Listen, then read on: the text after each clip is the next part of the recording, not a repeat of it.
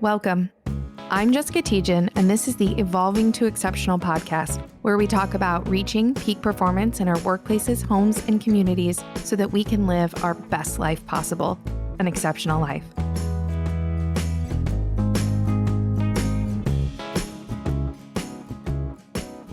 I want to welcome back our Evolving to Exceptional listeners to this week's episode.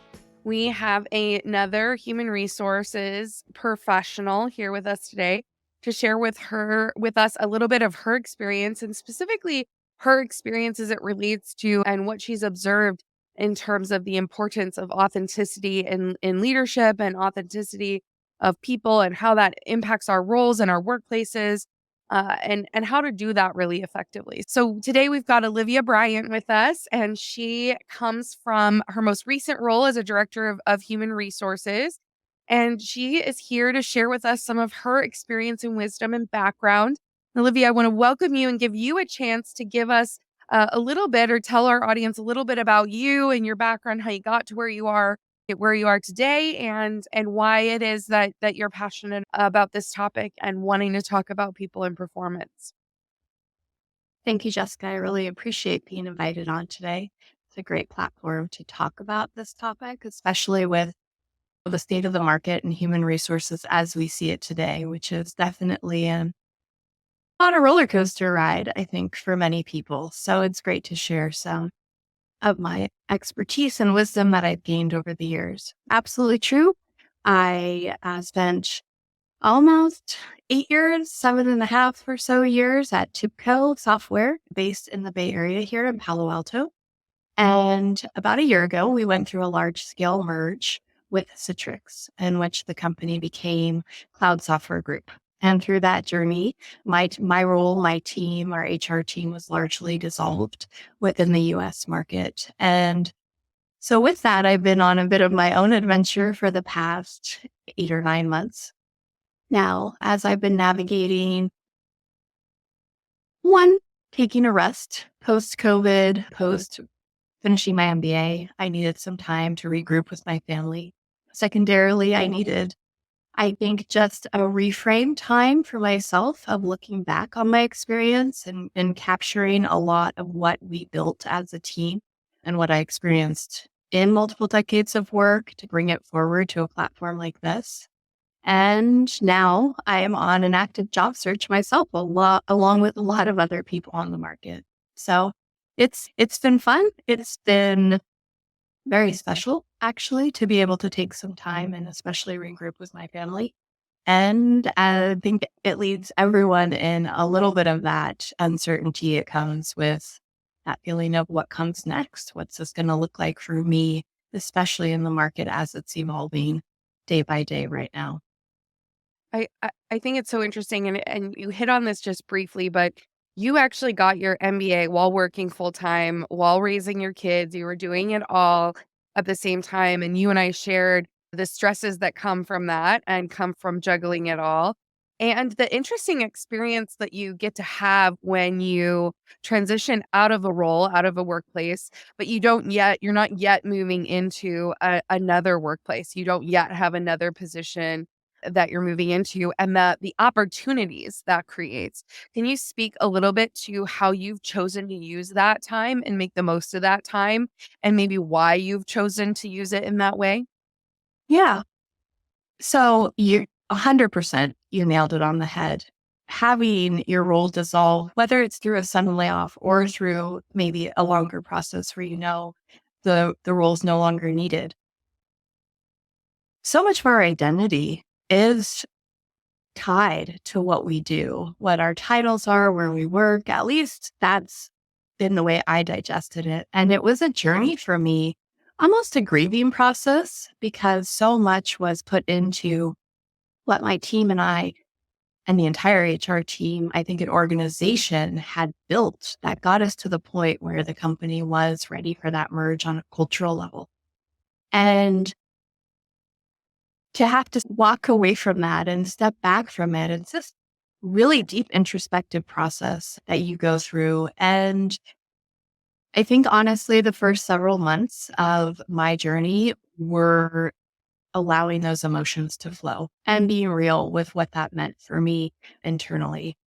Watching my team land great new opportunities for themselves, watching my colleagues and peers also do the same. And then coming to a place of really asking yourself, am I ready? Am I ready to put myself out there? Am I ready to present in this new face with this experience behind me? It's very powerful and impactful, comes with a lot of emotions. And if we choose to look at the silver linings, then you're right. There's also opportunities. And so I have taken the opportunity to connect with more salespeople, more one-off requests from LinkedIn of people I don't have direct contact with or relationships with who have reached out and said, hey, we're looking for an HR thought partner. Are you interested? And I'm just saying yes. I'm saying yes to every conversation that comes my way. And part of it has been a chance for me to share my HR experience and knowledge with, say, salespeople who would like user experience feedback, would like to improve their products. Part of it has been an opportunity for me also to reframe my story and prepare myself for those interviews that I've had where I wanted to feel confident about sharing who I was and let go of some of that negative emotion that flowed through me in the beginning. So for me, it's been an opportunity to do exactly what we're doing right here, which is having this conversation or to speak to a salesperson I may have felt too busy to reply to 2 years ago. But now it's also helping me stay abreast of what's happening, what changes are going on in the market, in the HR space, in the communication space that are percolating up. So I ensure that when I do land my next opportunity, I'm well versed and I have built some new relationships that I could call upon, new products that I think, wow, this could be really interesting and bring it forward with me when I do land that next opportunity. It's a journey. And I think it is about looking at the silver linings as you go through all of the ups and downs and emotions that go with it. Absolutely. And I think it's so interesting when you talk about developing those relationships because in my experience, HR folks are often treading water because there's so many things that we have responsibility for doing and managing and handling. And so making the time for those relationships or to respond to those types of communications can be really challenging. One of the reasons as I reach out to people, I recognize not everybody has the bandwidth to talk at the same time. You mentioned something earlier though too about the roller coaster that HR's kind of on. And I'm curious what your observations have been there, either from the conversations that you've been having where you've been keeping apprised of what's going on or what experiences different leaders or sales folks or the different people you're networking with have shared with you, or even just your own observations of that roller coaster of what is happening in that space that you're seeing. In the Bay Area, specifically with a background in tech, my background isn't only in tech, it also goes back into finance and banking. So there's a bit of a dual view there. Um, the last year, let's say 8 months to a year, has been very tumultuous in the tech industry, right? We've been seeing swaths of layoffs and reorganizations. We have also been seeing some of those decisions maybe were made without thorough thought through on moving forward strategy, especially tied to people. And so now rehiring some of the same people that were just impacted. And all of this, at least in the Bay Area, has definitely led to uncertainty, a sense of scarcity effect. And I have personally witnessed through the journey of going through COVID, shifting workplace strategy from in office to hybrid to remote, fully remote, um, and all the emotions and changes that went through it. And honestly, I think a level of fatigue that many people hit through the stress of COVID, whether you had children and you were dealing with remote learning or you had elderly loved ones and you were caretaking, or just the stress of the world, to be perfectly honest, bearing down on us. To go through that journey for here. It definitely felt like it lasted about 2 years. And then moving out into a place where you began to feel a sense of normalcy and taking a deep breath. Okay, we're returning, right? Schools are back in, we're having family gatherings, all of the sense of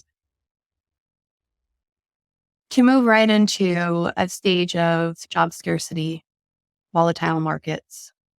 This is very stressful. People are really the resiliency that we may have normally had within ourselves and our nervous systems are exhausted at this point. And I think that is very grievously being represented by LinkedIn posts you're seeing of people with mental health issues and the decline of mental health. Like the stress has just been building and there's little respites, but we haven't had a big enough sigh of relief maybe to date following COVID. And now the market changes to really, I think, as a world, take a deep breath and say, "Oh, okay, we're, we're, we can all catch our footing. Let's have a summer picnic. Let's just enjoy ourselves a little," right? It's a little bit too much for most people. And it's interesting how you phrase that of taking that deep breath and relaxing a little, because I almost think as we understand how how nervous systems work, and we understand how that stress built up over time, right? People's baseline of stress kept getting raised as there was more stress and there wasn't time for recovery. There wasn't time to bring it back down. And so people have been operating in this state of stress and it's built up almost like I use the analogy, it's like carrying boulders around. And so just having a relaxing day doesn't take the boulders off. It maybe helps a little bit for the moment, but it doesn't change what has become now stored in the nervous system or what has been triggered in the nervous system. And so it really takes a continuous practice and understanding of how the nervous system works and what is being triggered. And as you talk about the environment and the scarcity and the fear of the market and job loss and finding new jobs and how am I going to support my family and all of those things just keep triggering the same nervous system states, right? The same fight, flight, or freeze responses that are embedded in our nervous systems, and unless people are educated in how to move through those states and how to manage and make shifts and changes in them, they're going to keep getting triggered. And I keep hearing the comment from a lot of people of there's just this feeling of almost dazed and confused, or just feeling a little bit like disconnected, not fully there, sense of, which I think is the nervous system sense of survival of just trying to help people keep getting through, keep getting by as they continue to encounter the different stresses that you were talking about. I 100% agree. And I do think that if you can learn some techniques to help your nervous system relax, then it is much easier to navigate the challenges in the onslaught that we're facing and the uncertainty that's hitting us from every side. So yeah, I 100% agree.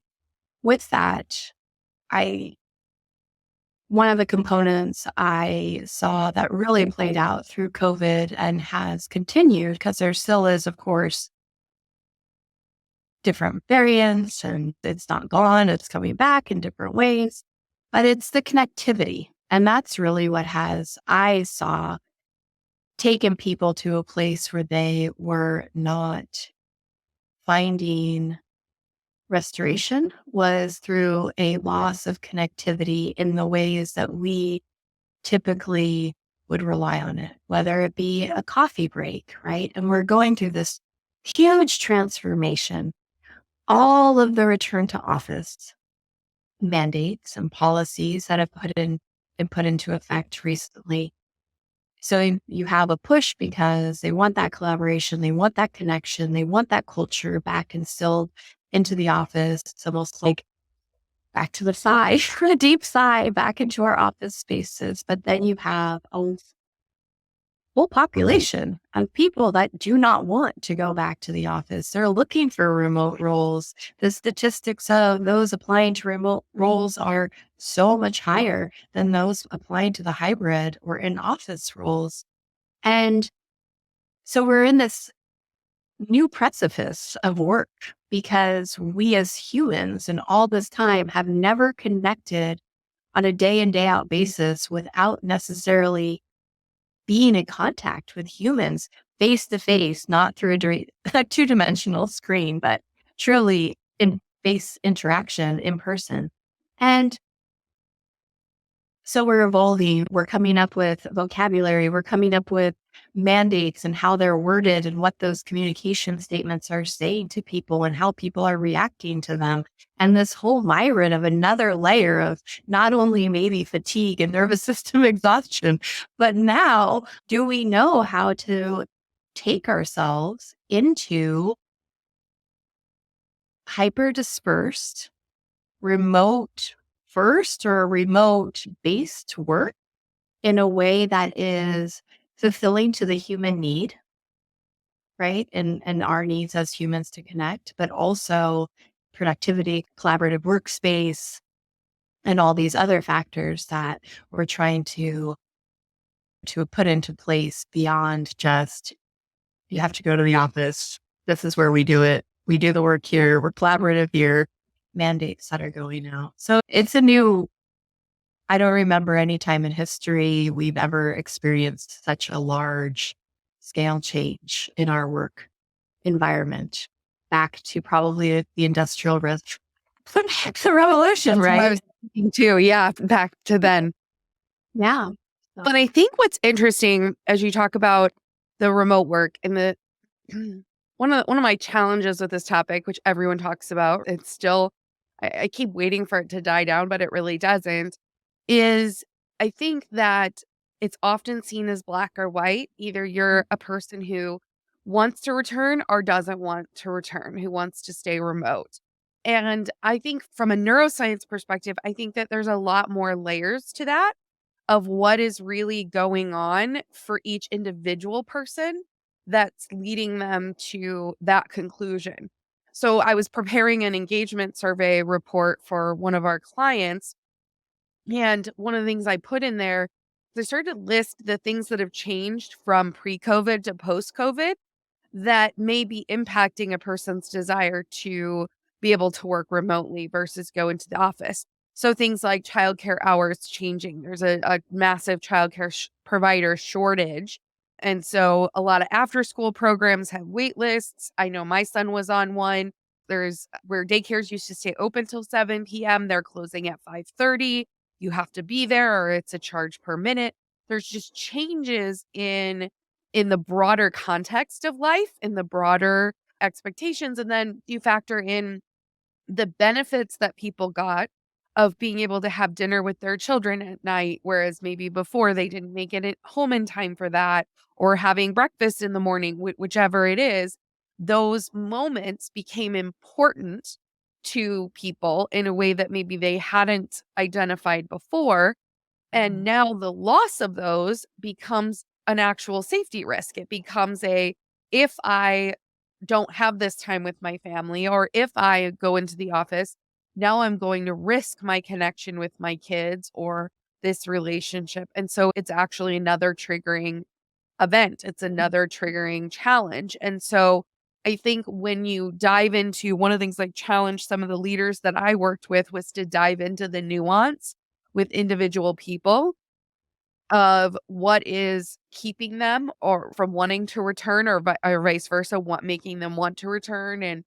And as you identify that, then, okay, if in person's really important, how do you shift and adjust? Do you allow people to work 30 minutes less during the day so that they can get home or get to the daycare on time or whatever the thing is?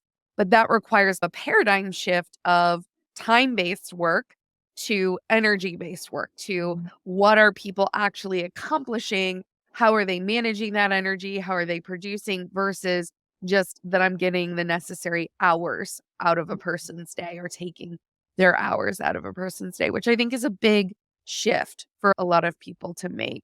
And one of the things I think breaks down in all of this is the communication, is oh, how how, people are communicating around the issue and getting into those details and understanding specific circumstances. And I know you and I talked a lot about the words that we're using and how important they are and how people are showing up, whether they're showing up authentically or not. So I guess I want to dive into that with you a little bit and talk about some of your experiences or your observations with how those things are impacting people in workplaces and their relationships and how they're interacting. Yeah. I think, Jessica, a really important point, because you said it right in the beginning, is that what we're facing is not new. The issues were there before COVID. They just weren't. And we may have even, as leaders, identified and knew what some of them were, but we were either not supported, not funded, not put as a priority to deal with addressing so many of them. And it feels like this is a little bit more of peeling back an onion that has been sitting in the kitchen for a long time, and you knew the onion was there. You just didn't want to go through the pains of peeling it. And so now, through COVID, through the changes that happened, through absolutely, you're right, people finding connection with their families that they maybe didn't realize they were missing. All of a sudden, it's okay, but I'm willing to peel this onion because it's important enough to me. And I know we can do it in a different way. And that's what COVID and all of the changes, workforce strategy changes really brought to the forefront. So they were there before. They just didn't have, the onion just didn't have to be peeled. So now we have this peeling onion that's got layers, and the communication that we have to put in place as leaders and as companies as we're navigating it really makes or breaks the experience. And it's easy in I started my career back around the dot-com boom, and I have now seen a lot of fluctuations through market changes. And oftentimes it's feast or famine. And when we're in feast periods, it's I want to attract top talent. How do I do this? Let's give lots of swag. Let's have lots of company barbecues and happy hours and all this investment in different ways because I'm really concerned about how our employer value proposition works. All these terms that have evolved over the years, but this is the essence of what began in those early 2000s, late 1990s out. And not just in the tech industry and broad stroke industry, because it was feast. And then we moved to famine. And famine is a mindset of the market's tough. You're lucky you have a job. Sometimes, depending on what crisis has happened, you may be lucky to also have a home. And not to make light of it, but it is a scarcity effect that draws people in. And suddenly, our leaders, our companies may not need to worry so much about the employee experience, right? It's not top of mind. It's not key investment area. But what happens if the communication's not given care, then you end up with disengaged employees. They're there, they're working for you, but they're not giving it their best because they maybe feel disgruntled by the way things are being handled, their needs not being met through whatever their personal life needs may be, or their work environment needs, right? Or the fact that maybe they are not co-located with their manager and they're struggling to navigate the career progression that they would like to be on because they can't get the visibility that they need with their managers. Again, these issues were all there before, and as HR professionals, we knew it. But now we're in a place of communicating about them makes a really big difference. And we now know through ROI, through a lot of employee experience data, that it's proven that it makes a difference on how committed, how productive, how engaged your workforce is. So communication is a key facet of it. And what are you doing to open those channels to create an authentic communication plan focused on your employees and attracting the employees you want? So let's hit in a little bit. I agree with everything you've said. And I want to hit on the last thing you said around authentic communication. And I'm not sure I totally recognized until, you described earlier your journey, your identity when you leave one organization to go to another and you have to find yourself a little bit and figure out yourself. I think that as I went through that challenge myself a number of years ago, that was like a real authenticity, self-discovery phase of understanding what really is my authentic voice versus the voice that I used to align with leadership or to support the leadership or the direction that the CEO or the company was setting. And so I'm curious a little bit to have you describe when we think of authenticity of leaders, what does that look like? Are those authentic communications? What does that mean to people and how do people necessarily tell the difference? Right. It's funny you mentioned that because, for instance, AI has been hot in the market with the role it can play in crafting communications and rewrite your resume, rewrite your job descriptions, right? All these avenues. And so I dabbled in it because communications is a bread and butter of what I do. And so I wanted to play and I wanted to become familiar with what role it could serve for me moving forward. And what I observed in full transparency, it's a powerful tool. Absolutely. But it's so sanitized, it loses heart and it loses a tone of voice. And it's hard to describe that in a way that maybe makes sense, especially on a corporate level. But I think that, and I've experienced when people hear that tone, that voice, even through written communication, they really resonate with it. And the truth is, sometimes it has hard messages behind it. The messages aren't necessarily or always easy. But when there is heart and when there is authenticity and when there is a true voice behind it that carries that message, people respond and they typically can respond very well. They may not love it, they may not like it, but they understand the vision, they understand what you're working towards. They realize that these are the changes. Oftentimes, again, peeling the onion, an authentic voice acknowledges just where we are and then builds where we want to go. And most people do know in their hearts where we are within their company. And that resonance is so powerful. It can really change the trajectory of the tough messages that need to be given when there is a voice, a heart, an essence behind the message. And it's much easier to translate that into maybe a town hall because you have a person standing up there saying it. But the truth is, reading off of the script, making a business decision, and like you said, just following what the business decision needs to be simply because that's a business decision, whether or not you agree with it or not. If you deliver that in person, you can deliver it just as badly as it can be delivered in a memo. There's no saving grace. And sometimes it can be worse, to be perfectly honest, because then you probably have a recording. So that humanness, we as humans, we talk about AI, but the reality is the human brain looks for the imperfections in our intonation, in our facial features, in our facial expressions in the world. Nothing is perfect.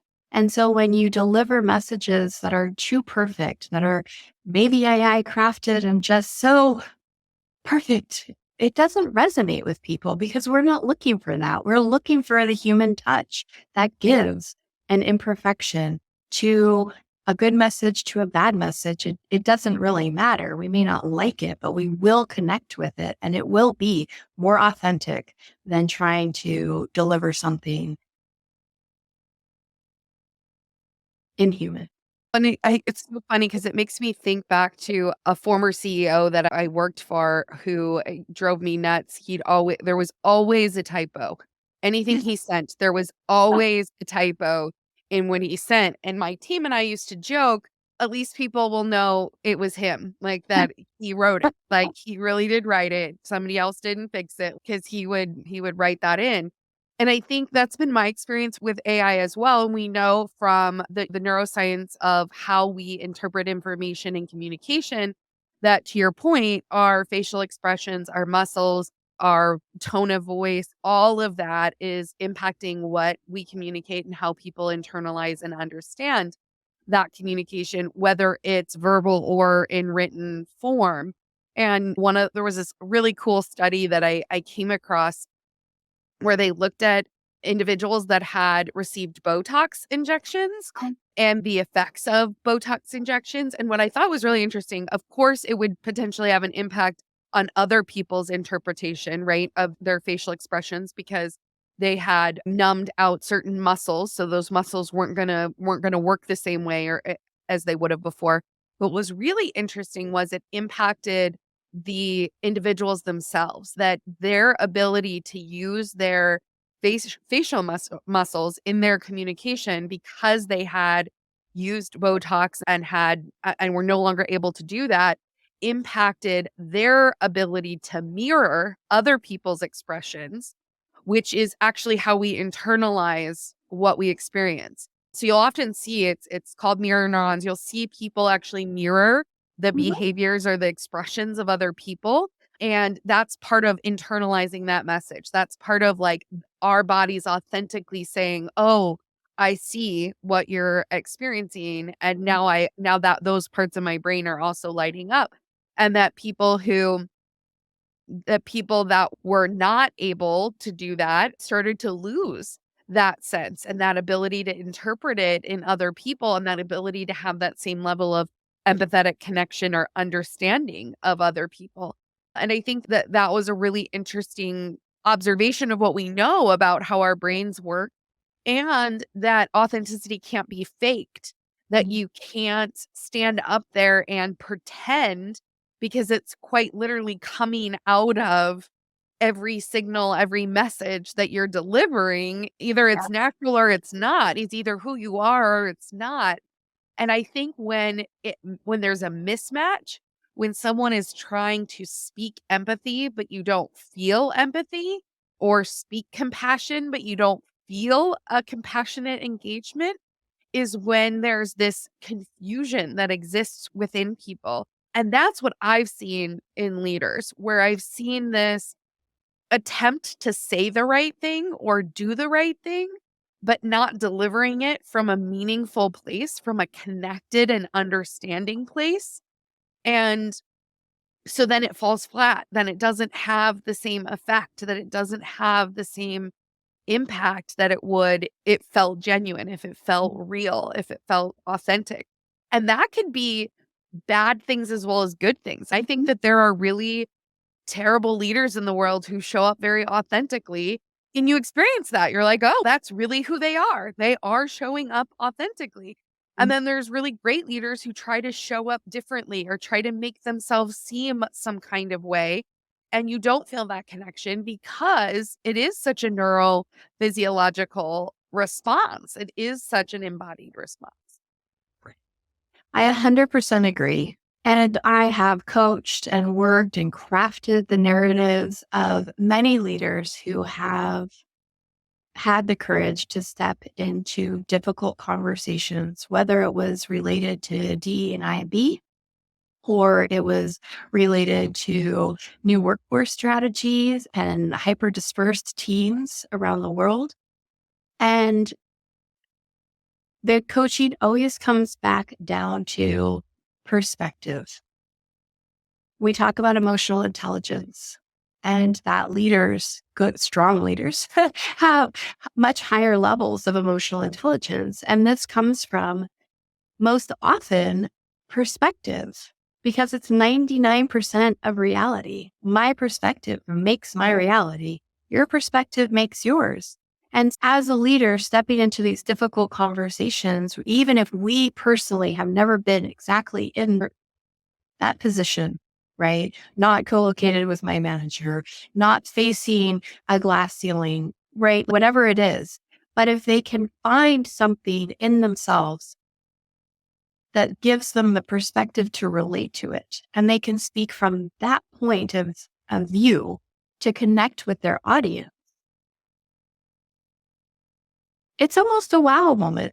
And it is a wow moment, not because they were perfect. It's a wow moment, not because they've even shared their own personal story, because maybe it doesn't directly correlate, but it connects them to the broader human experience. And that vulnerability allows their audience, their employees to feel connected to them. Most of the leaders I worked with tend to, and I can relate, you mentioned it yourself, want to create this persona of who we are and stand in that and feel very comfortable in that space, right? This is my work person and this is my personal life person. And we're not the same. And you lose a part of yourself. Back to the very beginning, the journey I've been on for the past 8, 9 months has been almost like suturing a doll back together, taking the two sides that have been split down the middle, because that's what we have been taught, especially as women, but truthfully, all people have been taught this, that you really can't bring both layers of yourself, both sides of yourself to the conversation at work. And I think as leaders, we're doing a great disservice to ourselves and to our companies and to our employees. So what is that authentic leadership? What is that authentic communication? It's bringing that vulnerability forward. It's bringing those flaws and imperfections to the table and saying, here they are. And I'm still a strong leader. I still have a vision. I still believe we're working towards something. Is everybody on board? And those messages, they go a long way. Sometimes they even make history. You don't know. So it's like the courage to step into that space, to join the perspective of the audience of what everybody else is experiencing, be vulnerable, to take it to something and have lived through and can relate to, and blend that all into one complete person that steps forward in front of others and can have the courage to stand there in grace. I think that's so powerful. And I think when you think about people who are on stage or who really are acting or playing a role, it feels very different than when there's a person who's genuinely delivering a message, who's delivering their own message. And one of my favorite kind of neuroscience bits of data is that our brains actually make decisions 10 seconds before we're consciously aware of the decision that they've made. So they can measure activity in our prefrontal cortex that we have made a decision about whatever we're engaging in before before we become consciously aware of it. And so I think what's so powerful about that in this context is that our brains are going to decide whether a leader's authentic or not, or whether what we're hearing matches up or not, based upon all of our experiences and our neural pathways and how our bodies and brains work before we're even consciously evaluating or thinking about it. And and I think that speaks to, at least for leaders out there, that you really can't fake it, and that the need to really show up genuinely is so important and authentically. And what I observed is that leaders were forced into that in COVID, where their kids were in the background or they were at home. They were not able to separate their two environments the way maybe they had before. And so they didn't have a choice but to show up really authentically. And I think a little bit it was like the genie got let out of the bottle, and now those that are trying to put it back in, no, this is who I am here and it's different than here, are having a struggle with that because they can't, because people really appreciated when leaders were authentic. They really saw a difference in that, and there's a struggle to return to something that's different.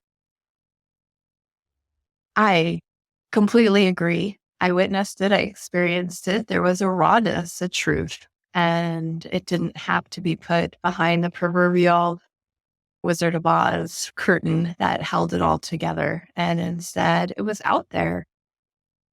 And I believe and experience that people are looking for more of that. They want that feeling, because back to the very beginning, we lost connection with people through a loss of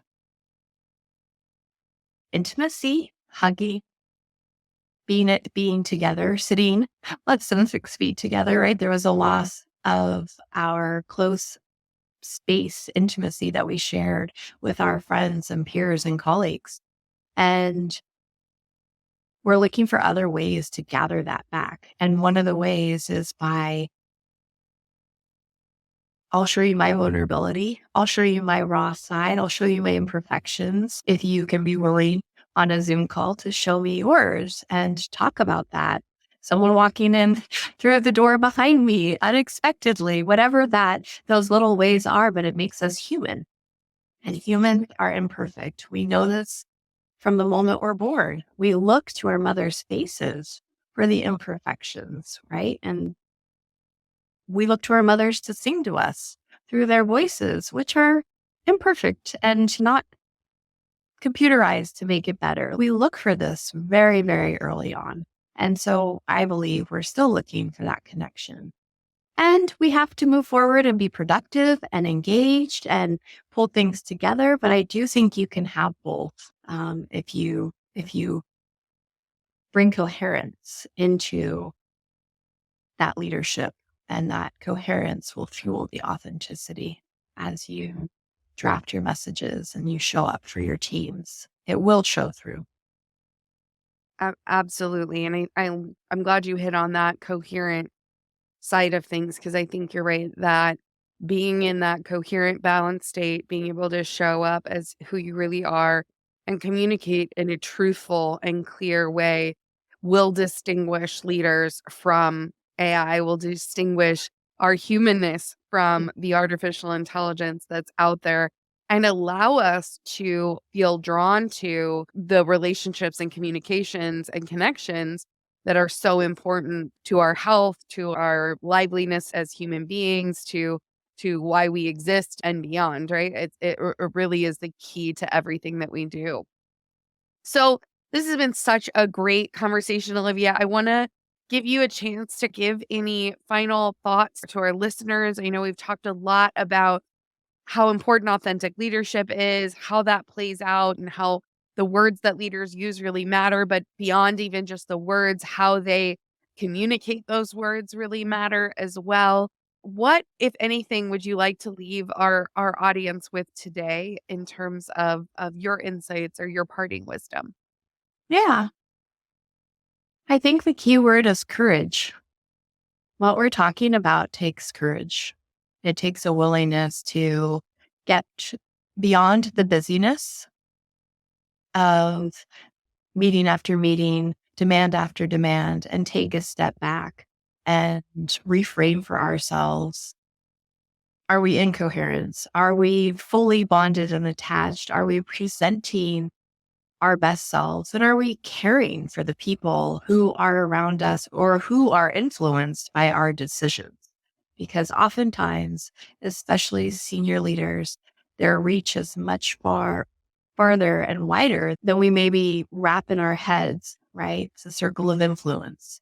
And so are we taking the time to show up and present in our flawed and imperfect truths, right? Because that's really what it is. And that will bring the authenticity and that will bring the coherence to the forefront and help our teams and our network who may be struggling looking for jobs, whatever capacity of people you're working with will help them to feel more connected and more inspired by what you have to say. So I really love that you hit on that, and I'm just gonna add a little bit to that because I think it's so powerful. When we talk about courage, is the highest expression, or is when our gut is also brain, it has neurons in it. When our gut brain is operating at its best, when it's performing at its very best, it's courageous. There's courage there. And one of the prime functions of our gut is also action taking. And so I think that when a leader, and I think you said this, so I just want to emphasize it, when a leader has the courage to speak authentically, has the courage to stand up and to do the things and take the actions, especially as it relates to people that are maybe not expected, are maybe not the commonplace way to manage or support or respond to challenges in the workplace. that those leaders can inspire action in people that far surpasses anything that they otherwise would have accomplished. And so if a leader can lean into that courage, the courage to try and do and communicate, to do things differently and communicate authentically with their people, they may inspire performance in their people and results in their organizations and businesses and workplaces far beyond what they're currently seeing. And I actually think that people are hungry for that. We want to follow a courageous leader, a creative, a compassionate, and a courageous leader who is willing to show up in that way, who's willing to show up authentically and willing to do the things that are hard, but going to make a bigger difference, going to really bring about change and help make workplaces be even better into the future.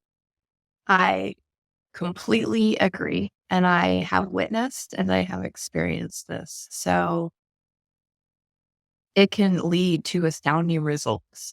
And pulling back those layers of fear and bringing up that courage definitely can bring the results that our companies, our marketplace needs and wants. But we need leaders who are willing to engage and do it.